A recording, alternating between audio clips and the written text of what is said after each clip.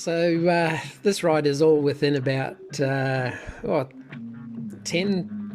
15 kilometres at the most away from Neil's house out Flagstone Way, and I've got a little picture-in-picture action going on here just to show a little bit of a view of the front fender from the left-hand side of the fairing.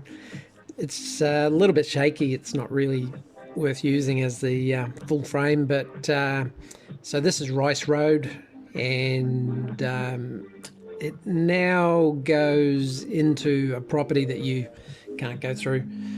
It used to go all the way through, but you know, I think it's just a fire road as far as we went up it, and then it goes down into a low area over by the new shopping centre and McDonald's and stuff, where we had breakfast actually. But so we just went up and went into this little side track that goes into a shed, and I guess there must have been some crew working out here doing something, or it might be there for fire crews, or who knows. But yeah, this is all just a little bit of tracks, and a little bit of single track a bit later, and just where we're allowed to ride at the moment. We're a bit limited. In the next week or so, they're going to expand the amount of area we can ride, and we'll be able to go another 100 kilometres further, so we'll actually get some adventures happening again. But yeah, this is just basically exploring our own backyard. I mean, we're lucky enough to live in an area where this kind of track is literally 5 or 10 minutes away from civilization. And you know, as time goes on, more and more of these places get turned into housing estates, and you aren't able to ride there anymore. So we just up here taking advantage of the places we can still ride. This one I'm hanging back because it is quite dusty, and it's quite a fine, silty kind of dust that really gets in your throat and in your eyes. So where it's particularly dusty, I hang back and keep out of the way.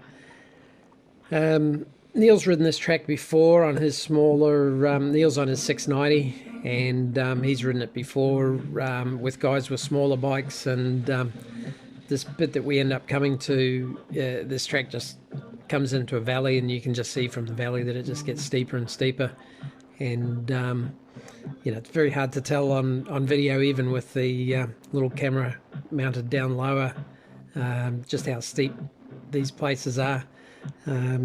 Like these are all uphill, downhill, little hills and stuff, and then we come into this valley and have a chat at the end of this, or as far as we can go on this track, and we end up coming round the other end later on to the other end of this track.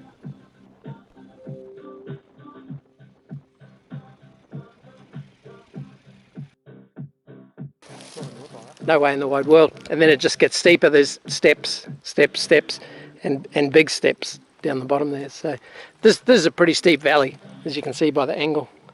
But you can't tell on camera. No. On camera it all looks flat.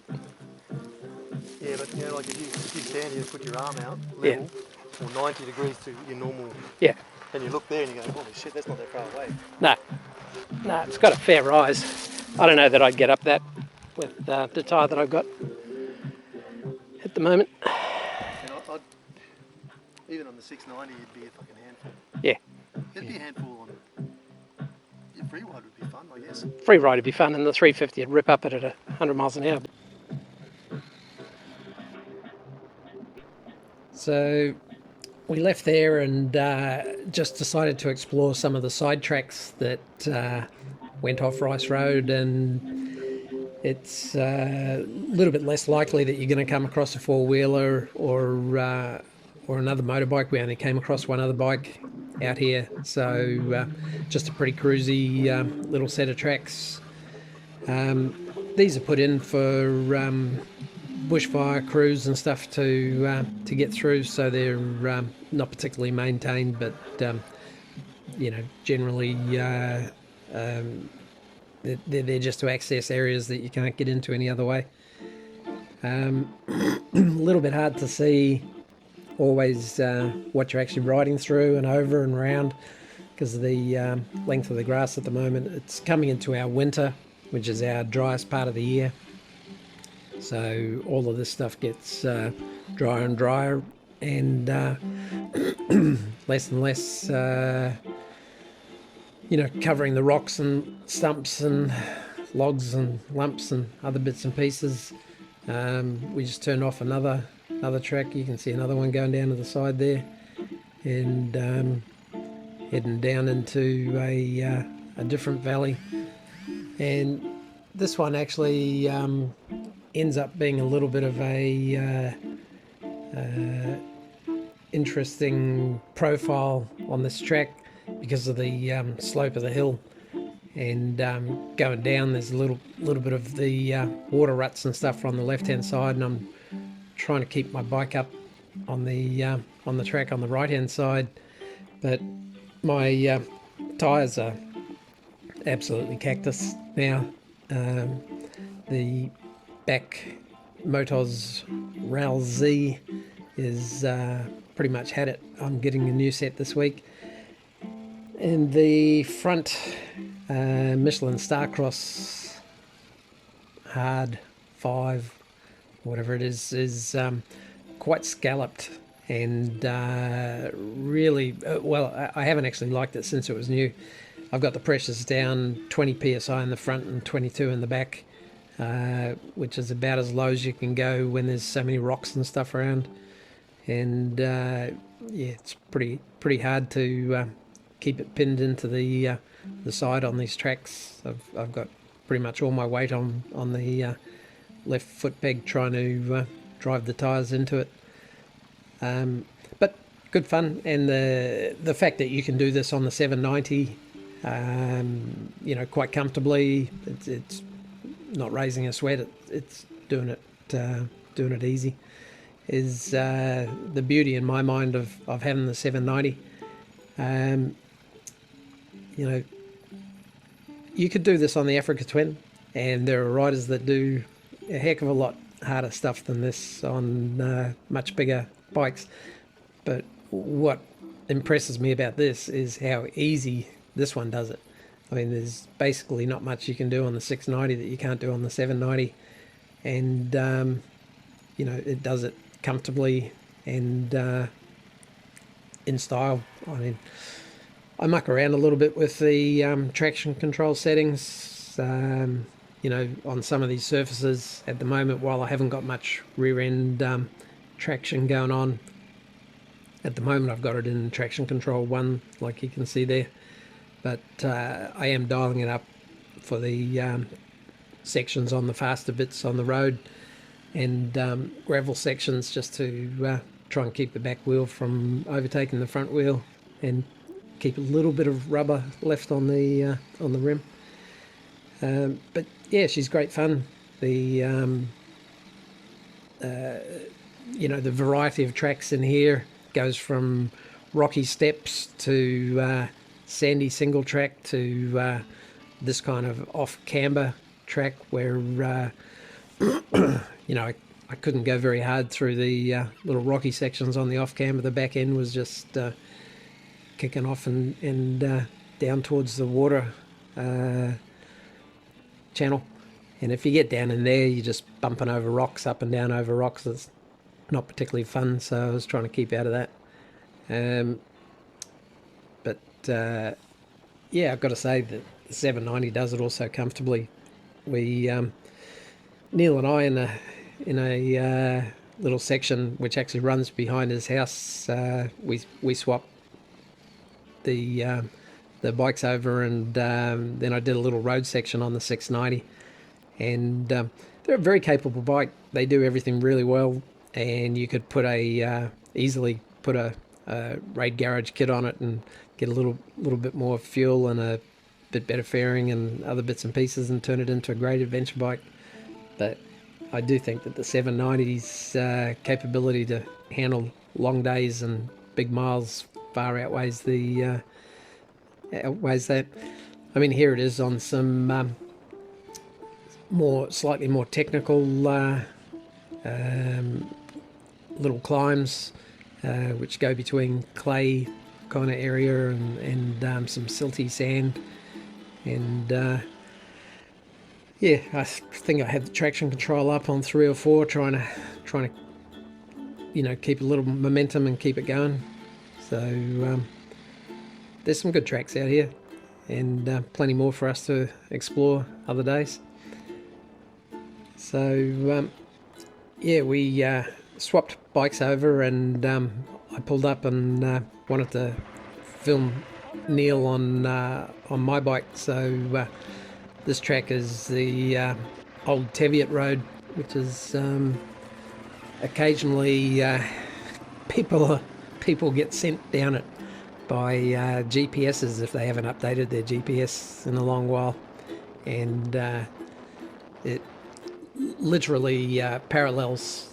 You can see houses to the left hand side, and they all front onto the new road, and this is the old road. So it's had its share of adventures. I believe even some people with caravans have gone down it and had to figure out how to turn their stuff around and come back out. I really did notice the head shake of the 690 on this kind of choppy stuff. The 790, I've got the Scott damper on it, and you really do get spoilt with that. The 690 is a much lighter bike and lighter front end, and just hitting these little choppy cross bumps like that, it was quite noticeable that the 690 was set up for more quicker response and quicker handling. So yeah, this is the last bit we do, and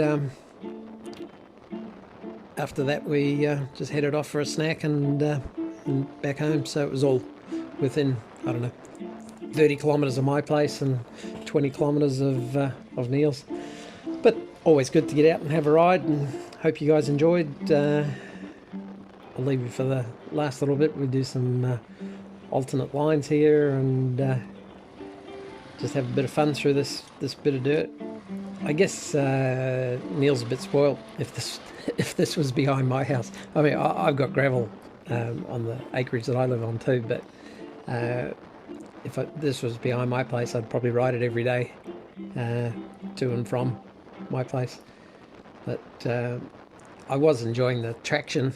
Neil's got exactly the combo of tyres that I like on his bike, the Adventure on the back and the Rally tube type Scorpion on the front, and yeah, good traction. So we'll leave it there for the commentary, and again, thanks for watching. I welcome any comments, and I'll answer any questions if anyone's got them. So thanks, cheers.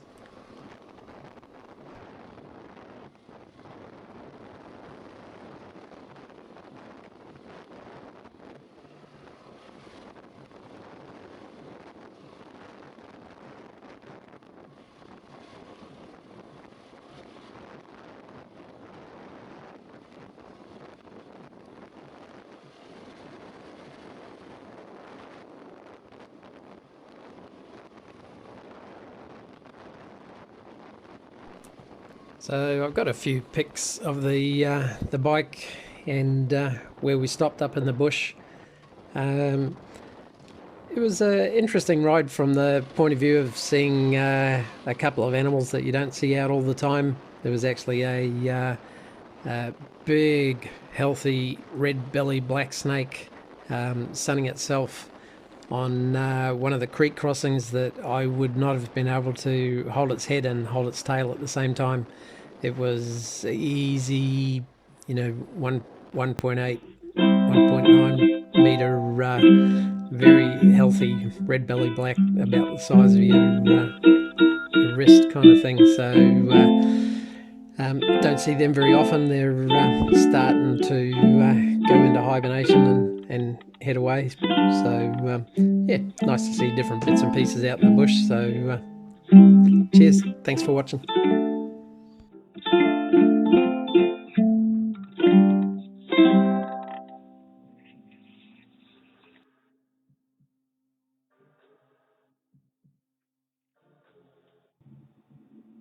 And don't forget to subscribe and hit the notification bell if you want to see some more of these videos. There's a couple more coming up and a few more bits and pieces.